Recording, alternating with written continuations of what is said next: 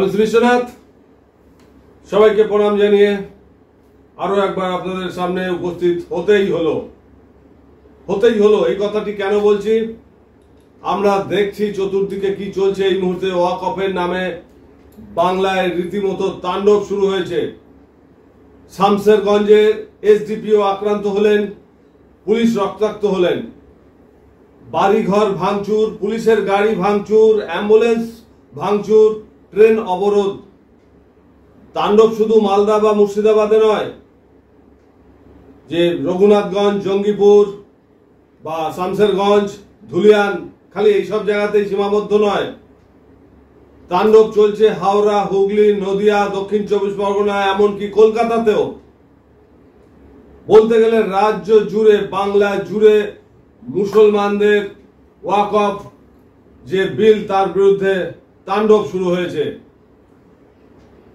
কালকে চাকরিহারা মাস্টারদের সম্বন্ধে লালবাজারে সিপি মনোজ ভার্মা বললেন সাংবাদিক বৈঠকে যে পুলিশের ওপর, সিপি মনোজ ভার্মা লালবাজারে বসে সাংবাদিক বৈঠকে বললেন যে পুলিশ চুপ করে থাকবে না যদি পুলিশের ওপর আক্রমণ হয়। খুব ভালো কথা, আমরা সারা বাংলাবাসী এটা মেনে নেব, নিশ্চয়ই মেনে নেব যে পুলিশের ওপরে যদি সাধারণ মানুষ আক্রমণ করে তাহলে পুলিশ কখনো চুপ করে থাকবে না, তার জবাব দেবে, নিশ্চয়ই চাই আমরা। তাই যদি হয়, মনোজ ভার্মা বলুন আপনি, কালকে বিএসএফ নামানো হলো কেন? জঙ্গিপুর, ধুলিয়ান, শামসেরগঞ্জে কেন বিএসএফ কে নামতে হলো? জবাব চাই আপনার কাছে। আজ মুর্শিদাবাদের সুতি পুলিশ প্রশাসনের হাতের বাইরে কেন? মিস্টার ভার্মা জবাব দিতে পারবেন কি? আছে জবাব? সরকারের, রাজ্য সরকারের অনুরোধে, আহ্বানে বিএসএফ নামানো হলো সুতিতে। এর অর্থ কি দাঁড়াচ্ছে? পুলিশ ব্যর্থ, আমাদের রাজ্য পুলিশ ব্যর্থ। পুলিশকে কিন্তু পালাতে দেখা গেছে, প্রাণ ভিক্ষা চাইছে দোকানের ভেতরে ঢুকে। সবাই দেখছি আমরা, কিন্তু সারা দেশবাসী দেখছি। সুতিতে ওয়াকফ আইনের প্রতিবাদে নামে তাণ্ডব চলছে, তাণ্ডব, বেআইনি তাণ্ডব। সুতি, শামসেরগঞ্জ, ধুলিয়ান, রঘুনাথগঞ্জ, জঙ্গিপুর অগ্নিগর্ভ। শুধু মালদহ, মুর্শিদাবাদেই ওয়াকফ আইনের বিরুদ্ধে তাণ্ডব চলছে তা নয় কিন্তু। আমি আপনাদের বললাম একটু আগেই, দক্ষিণ চব্বিশ পরগনা, নদিয়া, হাওড়া, হুগলি, কলকাতা, বীরভূম, দুর্গাপুর, প্রায় সর্বত্রই ছেয়ে গেছে মুসলমানদের এই তাণ্ডব লীলা। সরকারি এবং হিন্দুদের সম্পত্তি পোড়ানো, ভাঙচুর থেকে শুরু করে মানুষকে আঘাত করা বা মানুষের উপর আক্রমণ করা। আমি আপনাদের কয়েকটা জায়গার খবর একটু দিতে চাই, অনেকেই অনেক কিছু জানতে পারছেন। আমি শেখ মনিরুল ইসলাম, ইমাম, উলুবেড়িয়ার ইমাম শেখ মনিরুল ইসলাম, তিনি সগর্বে ঘোষণা করলেন, আমরা মানে মুসলমানরা বাঘের জাত। তাই নাকি? বাঘের জাত, বেশ ভালো কথা। আর কি বললেন? বললেন আমরা কলকাতা অচল করে দিতে পারি। এ কথা আরো একজন বলেছে, আমি আসছি তারপরে তার বক্তব্যে আসছি, সিদ্দিকুল্লাহ। হ্যাঁ, আগে আমি শেখ মনিরুল ইসলামের বক্তব্যটা শেষ করে নি সংক্ষেপে। মুসলমান বাঘের জাত, তারা কলকাতা কিন্তু অচল করে দিতে পারে যখন তখন। দিদি মানে আমাদের বাংলার মুখ্যমন্ত্রী মমতা বন্দ্যোপাধ্যায় মুসলমানদের দয়ায় বেঁচে আছে, তার কথায় আমরা কলকাতা অচল করে দিতে পারি যখন তখন। দিদি আমাদের দয়ায় বেঁচে আছে, আমরা দিদির দয়ায় বেঁচে নেই। সগর্বে ঘোষণা করেছে, সগর্বে, মানে গর্বের সাথে বুক চিতিয়ে, ভাবতে পারেন। মসজিদের ইমাম বলছে হিন্দু আমাদের প্রকাশ্য দুশ্মন। এটা তো আমরা সবাই ছোট থেকে, জন্ম থেকেই শুনে আসছি যে পাকিস্তানে স্কুলে অব্দি পড়ানো হয়, মাদ্রাসাগুলিতে পড়ানো হয়, কি বলা হয়?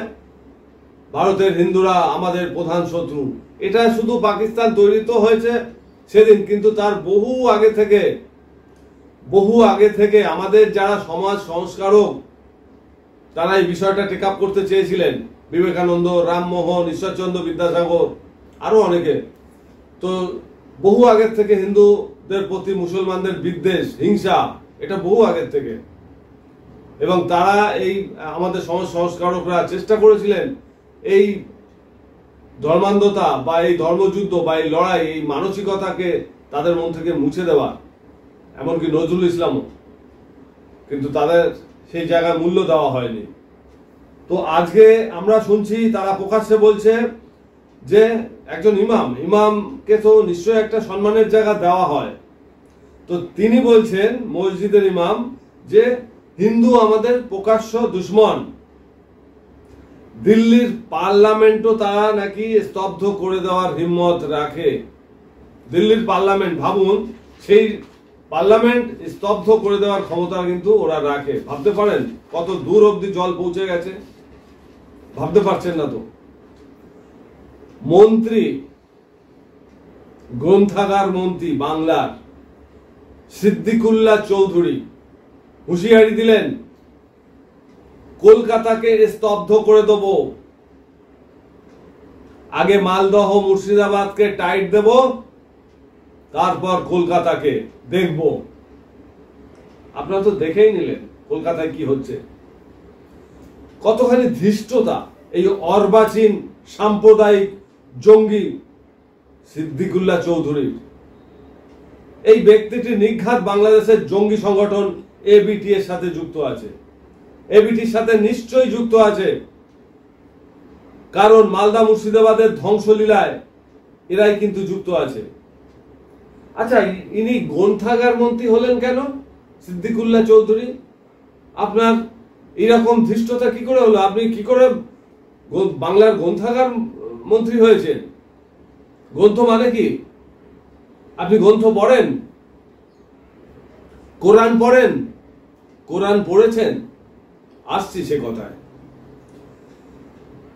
সারা ভারতের বিভিন্ন রাজ্যে, যেমন মহারাষ্ট্র, মধ্যপ্রদেশ, উত্তরপ্রদেশ সহ বিভিন্ন রাজ্যে পুলিশ প্রশাসন, মাথায় নিন ভালো করে, পুলিশ প্রশাসন কড়া হাতে দমন করেছে এই ওয়াকফ আইনের বিরুদ্ধে যারা ধ্বংসলীলা চালাচ্ছে।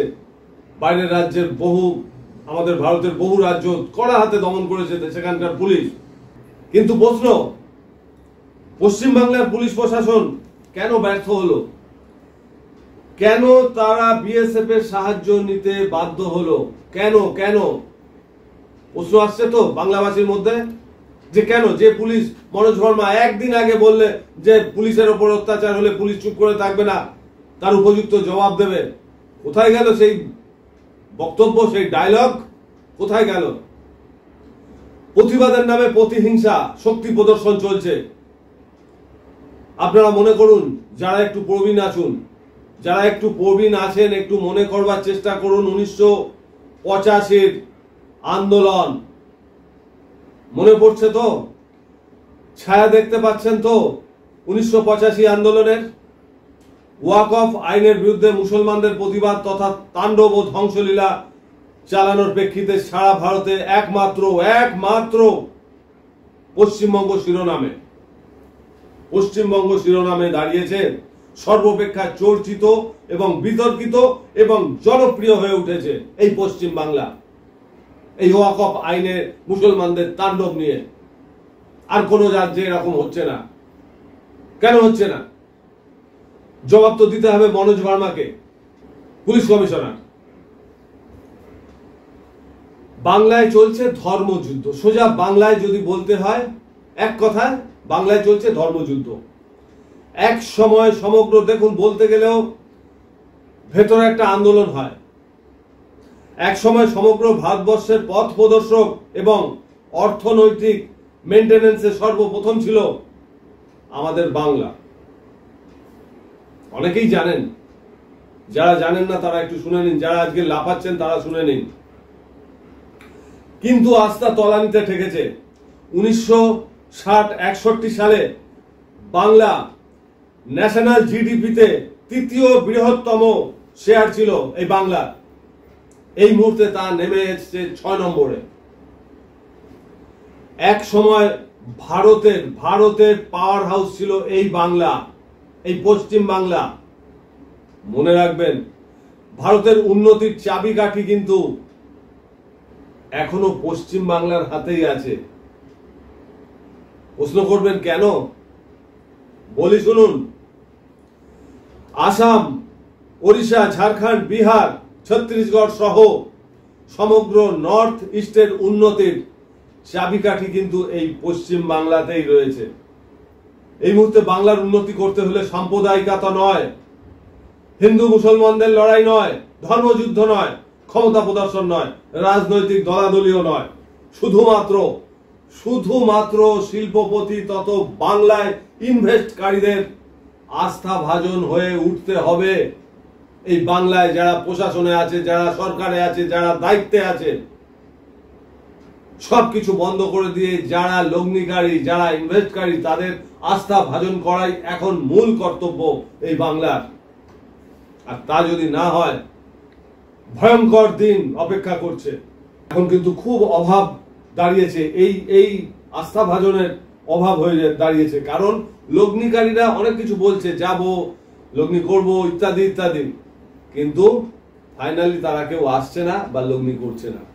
এটাই হচ্ছে আসল বক্তব্য।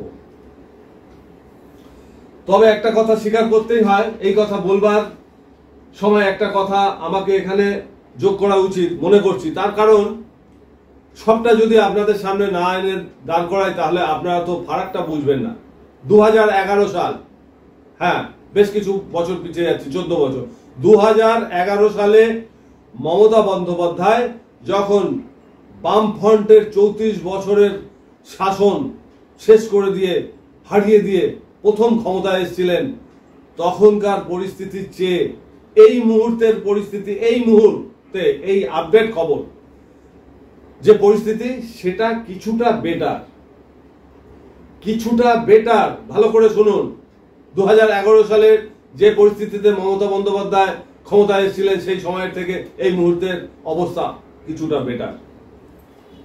তবে একথাও বলতেই হয় যে সত্যি যে রেস্ট এবং উদ্যম, যে রেস, গতি এবং উদ্যম নিয়ে মমতা বন্দ্যোপাধ্যায় ক্ষমতায় এসেছিলেন, সেই রেস এবং উদ্যম ভাটা পড়েছে। সত্যি কথা বলতে কোনো দোষ নেই, এই মুহূর্তে সেই উদ্যম এবং রেস ভাটা পড়ে গেছে। কারণ হিসাবে দেখা গেছে, গত 14 বছরে বাংলার যেখানে পৌঁছবার কথা ছিল, সেখানে বাংলা পৌঁছতে ব্যর্থ হয়েছে।